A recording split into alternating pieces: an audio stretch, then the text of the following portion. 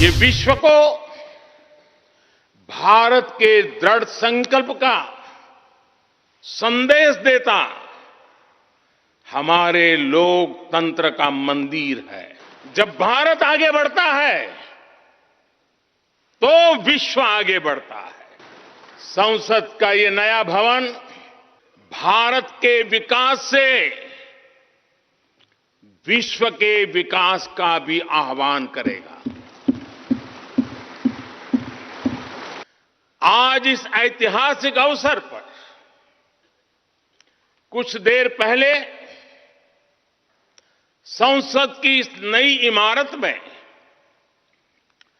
पवित्र सेंगोल की भी स्थापना हुई है। महान चोल साम्राज्य में सेंगोल को कर्तव्य पथ का, सेवा पथ का, राष्ट्र पथ का प्रतीक माना जाता था कि आने वाले समय में सीटों की संख्या बढ़ेगी, सांसदों की संख्या बढ़ेगी, वो लोग कहां बैठते हैं? और इसलिए ये समय की मांग थी कि संसद की नई इमारत का निर्माण किया जाए। और मुझे खुशी है कि भव्य इमारत आधुनिक सुविधाओं से पूरी तरह लैस है। आज से 25 साल बाद भारत अपनी आजादी के 100 वर्ष पूरे करेगा। हमारे पास भी 25 वर्ष का अमृत कालखंड है।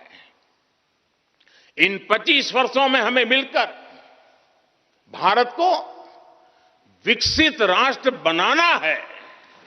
लक्ष्य बड़ा है, लक्ष्य कठिन भी है, लेकिन हर देशवासी को आज इसके लिए जी जान से जुटना ही है। नए प्रण लेने हैं, नए संकल्प लेने हैं, नई गती पकड़नी है। संसद उभारपाक वावुरिल्ल्या 60,000 कामगारांचो बहुमान प्रधानमंत्र्यान केलो।